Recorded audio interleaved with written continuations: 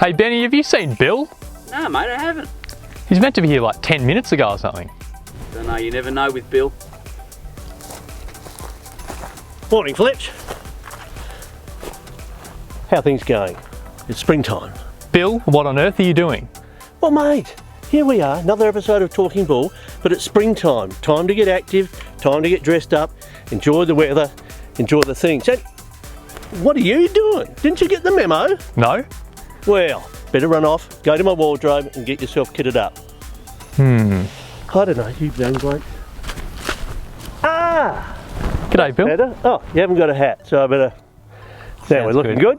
Okay, Fletch. Welcome to the third episode of Talking Bull. Bill, can you believe it's almost been 12 months since we released the first episode of Talking Bull? No, I can't, Fletch. Time goes by, but gee, it's been a lot of fun. Absolutely. Talking Bull's gone global. It's been in South America, North America, Asia, Europe, and we've had a heap of fun making the episodes. So Absolutely. a lot of bulls to cover today. We've got new US bulls and new Australian bulls to cover, as well as some of the existing Australian sires, the existing US bulls that we're seeing out in the field doing a great job. So stay tuned and enjoy this episode. Yeah, absolutely. And just to finish off, people that are watching this episode's all about Angus.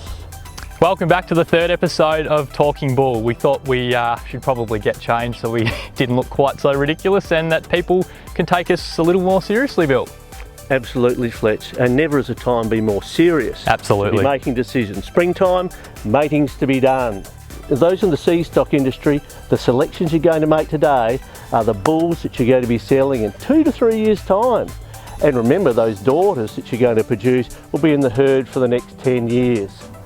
And for the commercial fellas, building herds as well. Yep.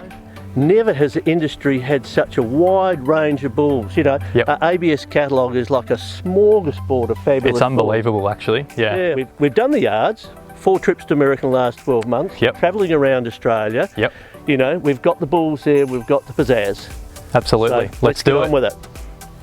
Well, Bill, we're really excited. We've just rolled out our brand new sire directory, the 2019/2020 beef sire directory, a fantastic selection of bulls, Angus, multi-breed, Wagyu, Simmental, you name it. We've got it in here. We're very excited, Bill.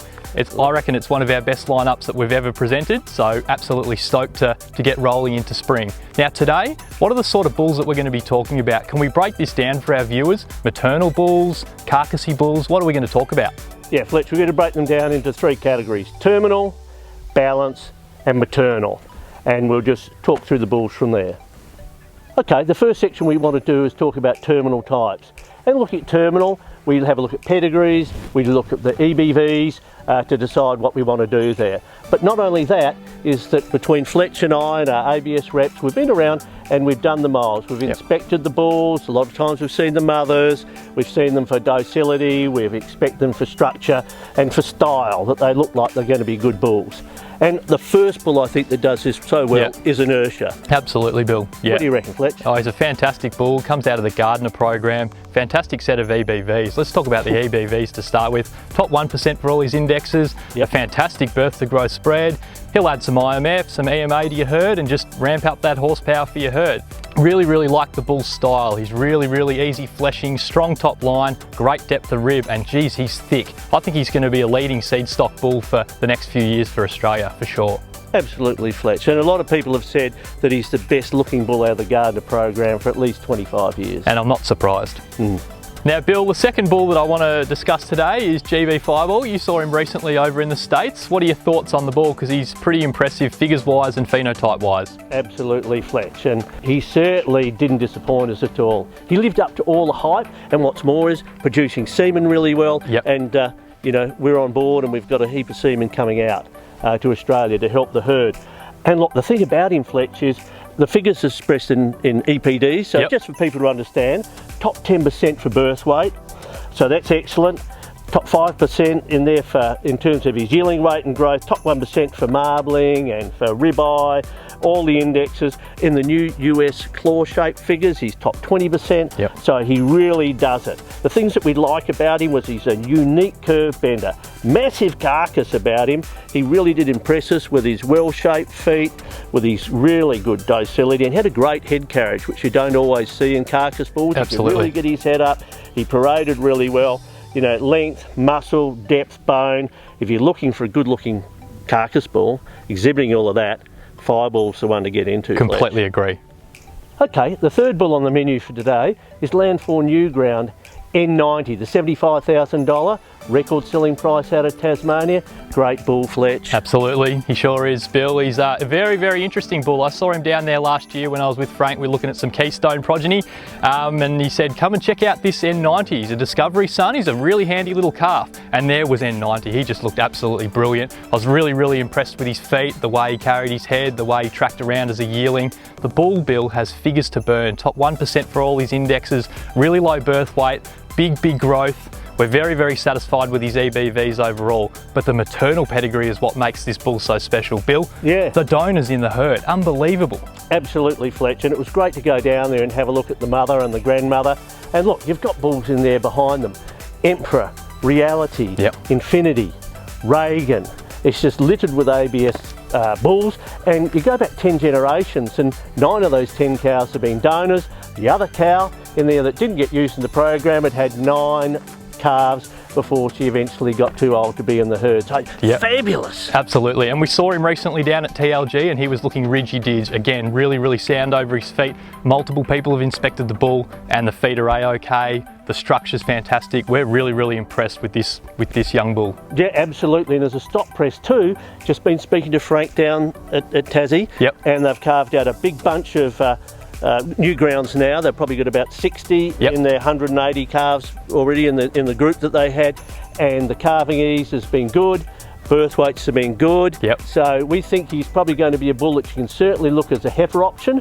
We're not quite sure whether he's bet the house down, but certainly can be used over heifers. So have a good look at that, and you know, people have been to inspect new ground down at TLG. Feet, structure, docility, 3 ticks. A-OK. Now, Bill, speaking of big powerhouse bulls, I saw that bull Black Magic last year at Origin in the US, and he was looking really, really impressive. A large frame score bull, but has a heap of thickness and fantastic muscle shape. Tell us about him. Oh, absolutely, Fletch. And look, he's a bull that's going to add a bunch of frame. Like, he's about a 7+ frame bull. We're getting people to ask us, when are you going to have big bulls? And he is a big bull, but he's got muscle to burn. Like, he's about a B- muscle shape in there. And on top of that, he's the USA breed. He's the #1 bull for dollar beef. So by a wide margin, he's the #1 bull in the US for yearling weight, for weaning weight. And his influence is just going right through the herd.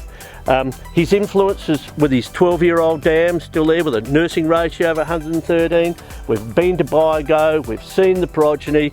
This bull, for people that want to put some punch in, want to keep the numbers going. Breed plan hasn't quite caught up on Black Magic yet, but they've got him rolling on his son Titus. But certainly, Black Magic is one to have a go at if you want to put some real size back into your cattle and keep your carcass values going. Now, Bill, I'd really like to move into the maternal style bulls that we've got on offer in the new catalogue that's just come out. So obviously looking at those pedigrees that are really, really strong for maternal traits, lots of milk, sound structure, and all that, you know, big capacity sort of cows that are going to remain in the herd for a long time. The first bull that I'd really like to talk about, Bill, is Sits Stella, a real standout from the last US trip. Look, Fletch, the 2017 sale topper at Sits, and Sits in Montana are known for their maternal power and for their cow making ability. And he's just a fabulous bull. Beautiful phenotype, big capacity, strong top, and you know, we just loved him. He's only breed average for his carcass numbers, but his maternal values look fantastic, pedigree looks really good. In the new US figures that have come out, the bull's in the top 1% for claw shape and for foot angle, which is fabulous. Went down and we did the homework, saw his mother in the ET Centre, and man, was she a cow that's got volume and capacity, strides out really well, got that arrogant sort of look at her, had a tremendous calf at side, and we can see that in the ABS catalogue when we have a look.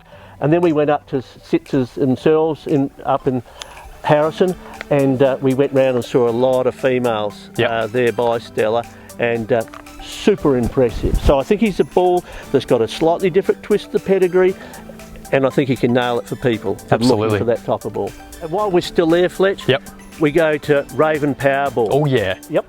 And owned by Sits, and here's a bull moderate frame, but deep, wide, thick, sensational females. Loved what we saw at Sitz's. And then we start to have a look at the homework on him and his pedigree and also in his numbers. And we see in the USA that he's super calving, he's top 10% of the breed, but he's got plenty of growth again.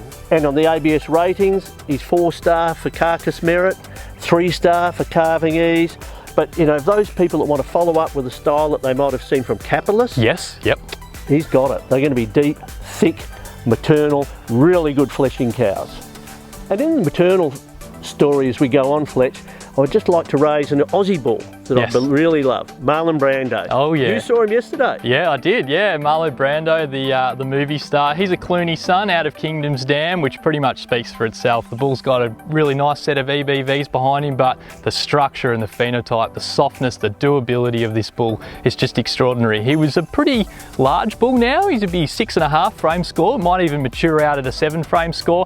Really sound feet and legs, and he's really quiet. Like, he's just a big puppy dog, so absolutely love the bull. He is stacked with maternal traits. Maternal pedigree within this bull is extraordinary. You can just look at him and know that he is going to produce cows and heifers that are going to remain in people's herds, commercial or seed stock, for a long time and offer a heap of breeding versatility with the structure that he's going to offer. So get on Marlon Brando. They'd have to be one of the best Australian bulls going around, if not the best one at the moment, Bill. On that same theme, just a quick word about Millamar Cruise Time, K400. Really good bull, saw him recently, just superb structure, good docility, the way he walks and glides is just marvellous. And you can have a look at the video that we've got on the bull.